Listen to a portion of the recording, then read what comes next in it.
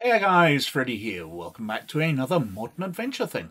Because this time I'm going to be talking about this, The Lost Universe, an adventure from NASA. Released just last week, my time. And it's quite an interesting thing. I'm guessing that they've decided to time it to the release or to the anniversary of Dungeons and Dragons, the 50 years of that. Although the adventure itself makes no mention of Dungeons and Dragons. In fact, the rules within it does comment that for certain monsters, for your player character classes and races, that you should be using whichever role-playing game you're playing. It does open it up, so you can use whatever rule set you want. Now, while it's got some absolutely great ideas in it, in fact, I wish they hadn't released the adventure at all. I wish they'd released it as a campaign setting, because the world building they do is absolutely fantastic. There's some great ideas in here. The adventure itself is very weak and very basic, but the world building is fantastic. So we've got a cover here: NASA's tabletop role-playing game adventure, a lost space telescope, missing researchers, and a rogue planet. Are you up for the challenge? And it's got a green dragon surrounding the Hubble Space Telescope, which is the kind of basis of the adventure. Going inside, we've got a table of contents, we've got an introduction, which is how to run the adventure, the different sections that they've included, and then we've got the adventure background. Now this is the brilliant bit, in my opinion. Okay, it's set on the world of Exlaris, which is a world which is magical. It's a typical fantasy world. But 400 years before, a black hole went through its star system and ripped the planet out of its orbit. Now, two things happened because of this. Firstly, the sun started going away, the world starting to cool. But also, as it got away from its star, it started to get surrounded by dark matter, the substance which fills up most of the void of the universe. But it turns out that magic is powered by dark energy. So magic started to get a lot more powerful on this planet as it flew away from its star. So they turned to the wizards with newly empowered abilities to solve the problems.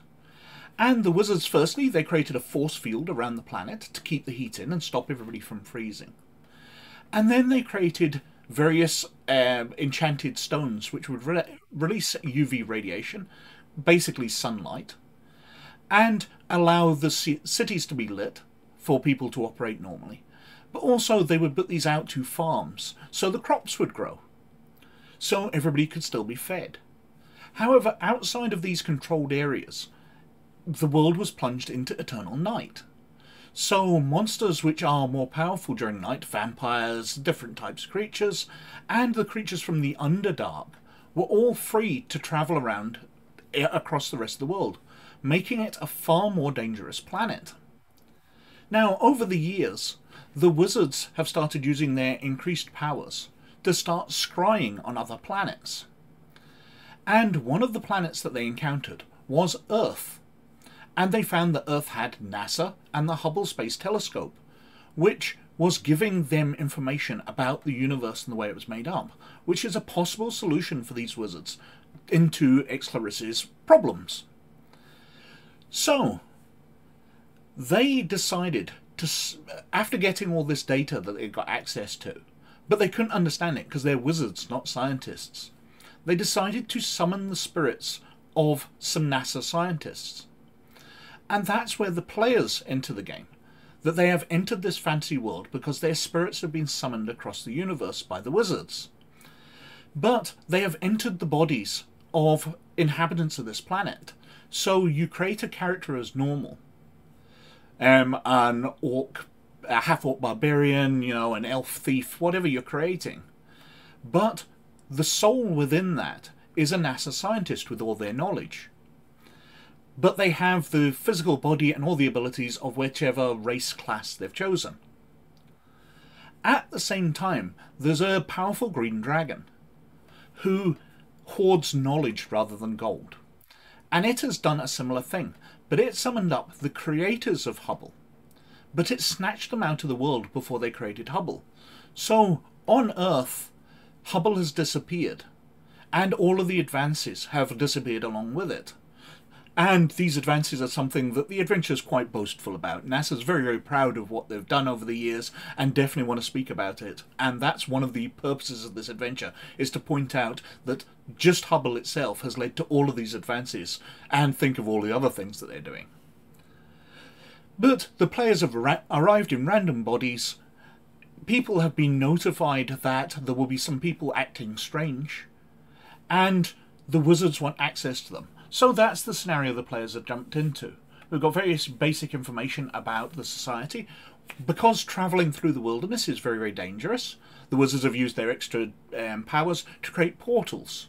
So you can walk through a gateway from one world to another, one city to another. And these act as hubs going out to smaller settlements and that, without people ever having to wander out into the darkness where all the monsters lie. There are 5 major cities. It does lots of building. Overview. Exlaris is home to an interesting mixture of life. All creatures have default dark vision because of the environment. Looking around, players will find a blend of creatures mingling together, from dark elves and elves to orcs and goblins, halflings and tieflings. So these tieflings are a Dungeons & Dragons creature. So while they're not mentioning Dungeons & Dragons, they are being very based towards D&D. It gives you background information on their situation and what is going on with the wizards and all of their supporters as they're trying to find out more information and waiting for the scientists to turn up. We've got some non-player characters here, including Exlaris, the young green dragon, approximately 70 years old, chaotic evil. So they're really only going up against a small green dragon. I said it was powerful before, but it's not. It's only powerful compared to fairly low-level characters.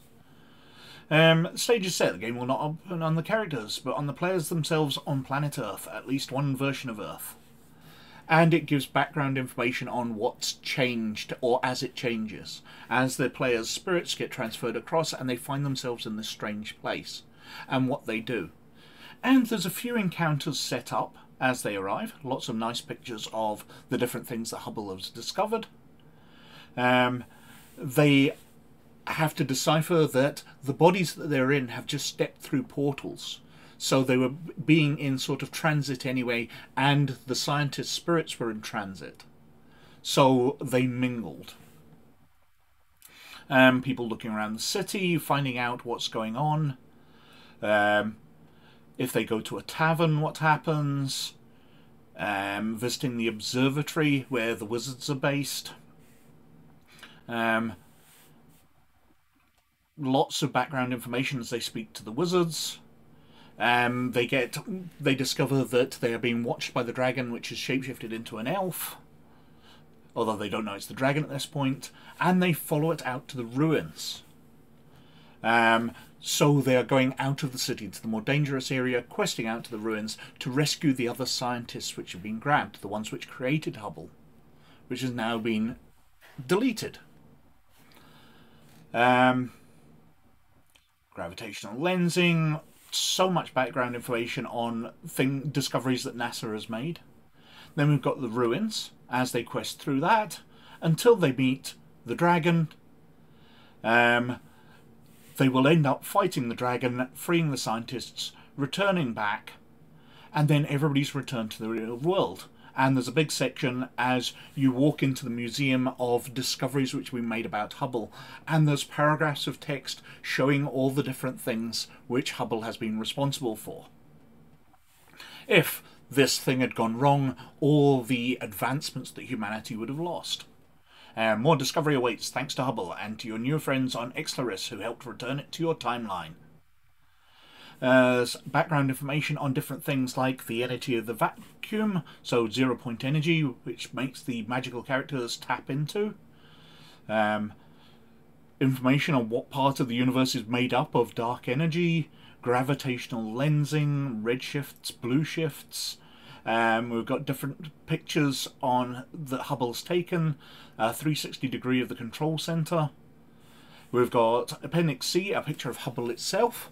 I find it amusing that it's found on Flickr, that NASA, who built Hubble, launched it and have been running it for all these decades, have to go to Flickr to get a picture of it. That struck me as a bit odd. Shouldn't they have better pictures themselves, maybe better schematics? A map of Aldastron, If I flick over to get a better version of that, we can see it's a generic fantasy map, and not a lot of it's detailed.